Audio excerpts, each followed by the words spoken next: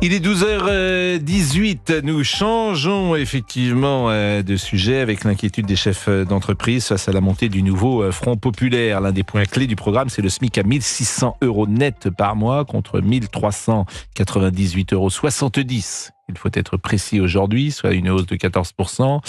Est-ce bien réaliste ? Vous êtes chef d'entreprise, dans quel état d'esprit êtes-vous ? Craignez-vous d'être en difficulté ? Bon, ce qui est certain, c'est que les salaires sont trop bas en France pour certains et qu'ils ne permettent pas de vivre décemment. Voilà, donc je ne sais pas, je suis pas économiste et encore moins homme politique, mais je pense qu'on ne peut pas vivre avec 1 600, 1 700 ou 1 800 €, surtout dans une grande ville, bien évidemment. Alors, nous sommes avec qui ? Ludo. Nous sommes avec Ludo. Bonjour Ludo, et merci d'être avec nous. Vous êtes Ludo, chef d'entreprise ? Oui, tout à fait. Bonjour Pascal. Bonjour, vous avez une entreprise de quoi ? De bâtiment, nous, construction, rénovation, du côté de Montpellier. Vous avez combien de salariés ? J'ai 15 salariés. Oui. Et dans ces 15 salariés, j'ai quand même 3 au SMIC, ou à peine au SMIC, au SMIC, et dont 2 apprentis. Donc des apprentis également que je suis censé embaucher après leur diplôme, et donc qui seront partis au SMIC. Et aujourd'hui, là, annoncé à 1 600 €, ce sera juste pas possible. Non seulement on n'embauchera pas les apprentis, et on sera obligé de licencier au moins les trois. On va être obligé de mettre des gens compétents. J'arrive pas à comprendre que, par exemple, si vous avez, si vous dites que vous avez 3 personnes au SMIC, donc si vous 3 personnes au SMIC, donc c'est-à-dire que vous passez à 1 600, donc c'est une hausse de 200 €. Ça fait 600 € de plus net par personne. Ça fait plus les charges sociales, ça fait le double. Ça fait 1 200 par mois. Ça vous coûte 1 200 € par mois. 1 200 € par mois. Mais vous faites combien de chiffre d'affaires par an ? Un peu plus d'1 million. Bon, et vous pouvez pas absorber 12 000 € par an de hausse. On est déjà à ras partout.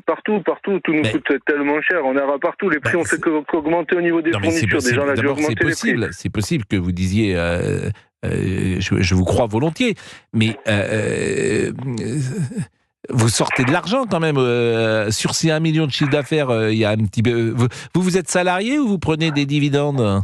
Non, je suis salarié d'entreprise. Bon, vous êtes salarié, c'est votre entreprise ? C'est mon entreprise, tout à fait. Et elle dégage sur ces millions d'euros, elle dégage un bénéfice à la fin de l'année, ou une fois que vous avez tout payé, il reste rien ? Il reste un petit peu de bénéfice, vu qu'on a des investissements tout le temps à faire. Il reste combien, par exemple, en 2023, il est resté combien ? Il en reste un peu. Bah oui, mais vous me dites un peu. Sur les restes est-ce que vous pouvez absorber 12 000 €? C'est ça. Chaque cas est différent. Moi, je vous assure, j'ai pas envie de vous juger, chef d'entreprise. Je sais que c'est difficile et que moi, je vous tire mon chapeau d'aller au turbin, si j'ose dire, le matin. Non, mais surtout que là, on parle de 3 salariés. Comme je vous dis, à la fin de l'année, j'ai 2 apprentis qui passent leur diplôme que je suis censé garder. Donc, on parle plus de 2 salariés, on parlera de 5 salariés. Bon, donc déjà, c'est pas tout à fait pareil. Pour l'entreprise que vous êtes, vous dites c'est pas possible et je mets ma boîte en difficulté. Non. Bien sûr, c'est non seulement on met la boîte en difficulté, ici en plus c'est pour se dire vous allez travailler, mais à la fin de l'année il reste plus rien. Ça sert à quoi ? En fait, on va travailler. On n'a plus d'argent pour investir, pour faire développer l'entreprise. Vraiment, on a besoin d'un minimum de fonds pour continuer. Nous sommes d'accord, mais si, en l'espèce, vous, dans votre entreprise qui fait 1 million d'euros de chiffre d'affaires, que vous sortez un peu de bénéfices et que vous pouvez, pourquoi pas, augmenter ces gens qui vivent dans une situation difficile, parce que c'est facile, derrière mon micro, de parler de gens qui gagnent 1 400 €. Mais il faudrait faire un programme comme ça un jour. Il faudrait faire un programme vite à vie. Nous, on fait déjà entre guillemets, dans l'entreprise, on a déjà fait des efforts pour le bien-être de tout le monde. Déjà, dans le bâtiment, la plupart sont à 39, nous, on travaille 35 heures. Déjà, pour le bien-être des salariés, on travaille 35 heures. La plupart, on fait 7h, 14h non-stop toute l'année. Comme ça reste du temps pour leur vie, pour autre chose. Donc, on leur donne des paniers repas. On prend soin des salariés. On est obligé dans le bâtiment, déjà, pour garder nos salariés, de bien les rémunérer. C'est-à-dire que on a les manœuvres qui sont à 1 500 balles, 1 400 balles par mois, et tous les autres, ils sont quasiment tous à 2 000. Donc ça devient un moment, ça devient trop compliqué. Si on commence à augmenter d'un côté, tout le monde va demander sa part, on va devoir augmenter tout le monde. À un moment donné, on va travailler, non seulement on n'aura plus de chantier parce qu'on est obligé de monter les prix, Donc si on monte les prix, déjà que c'est très compliqué. Le marché du bâtiment en ce moment, c'est compliqué. Le neuf, ça construit plus. La réno, nous, c'est parce qu'on a pignon sur rue, ça fait 20 ans qu'on est là, donc on a du travail, mais c'est pas le cas de tout le monde. Oui. Donc si en plus de ça, il faut continuer à augmenter les salaires et qu'on a de moins en moins de travail et qu'on nous demande de plus en plus d'investissement, on a quand même une décennale qui nous coûte cher. On nous demande constamment à former nos salariés. Donc on est obligé. Non mais j'entends, Ludo, ce que vous êtes. J'entends ce que vous dites, Ludo, et surtout, j'entends derrière vous que vous êtes en train de travailler. C'est un bruit sympathique, je trouve. Qu'est-ce que j'entends derrière ? Là, on est en train de fabriquer une mezzanine. Donc, on assemble des morceaux de bois. Ah ouais, vous fabriquez une mezzanine parce que vous faites tous les corps de bâtiment ? Quasiment. Plomberie. Nous, sur les 15 salariés, oui, on a 2 équipes de maçons, 2 équipes de plaquistes et on a du plombier carreleur. Et après, donc vous faites plombier, peinture, carreleur et bois également, menuisier ? Exactement, on aime bien. On sait ça, on n'est pas stupide. Oui, là, justement, on termine donc des vous grosses faites, rénovations, par exemple, si j'achète une maison qui est en ruine, vous pouvez tout changer ? Exactement. Et ce qu'on fait pas nous, on le fait faire avec des entreprises avec qui on travaille toute l'année. Que ce soit des menuisiers ou des électriciens. Bon. Et vous êtes évidemment, le carnet de commandes, j'imagine, il est plutôt plein, parce que quand on a de la qualité comme vous, ça marche bien, il y a de la demande. Nous, on a de la chance, Vous avez de la chance, non, parce que vous bossez combien d'heures par semaine ? Oui. Moi, le patron, on va pas discuter des heures, je pense que ça se compte pas, mais mes salariés sont à 35 heures. Bon, écoutez, merci Ludo, et c'est intéressant de vous écouter. On va être avec Chloé Ridel, qui est porte-parole du Parti Socialiste. Bonjour Madame Ridel. Bonjour. Et c'est toujours cette affaire de salaire est toujours délicate parce que les hommes politiques ou l'État, c'est pas l'État qui fait les salaires en France, ce sont les patrons. Et tu as envie de dire aux patrons augmenter les salariés, mais ils répondent parfois si on augmente les salaires, on est moins compétitif et on peut mettre l'entreprise en difficulté. Et on ne sort pas parfois de ce cercle vicieux, Madame Ridel. Effectivement, la seule chose que l'État puisse faire, c'est fixer le niveau du SMIC. Et c'est la raison pour laquelle, dans le programme d'Unis du Front Populaire, nous voulons porter le SMIC à 1 600 € net. Alors la ligne n'est pas très bonne, Madame Ridel, donc je vous propose de marquer une pause et on va essayer de sécuriser la ligne, comme on dit dans ces cas-là. Vous dites à chaque fois ça, sécuriser. Ben oui, mais sauf si vous avez une autre expression à me proposer. Moi j'aime bien dire stabiliser, mais après oui, c'est mieux sécuriser. On peut stabiliser. Vous avez déjà construit une maison même Est-ce que vous pas encore. Vous l'imaginez construire une maison? Est-ce que vous savez faire quelque chose de vos mains?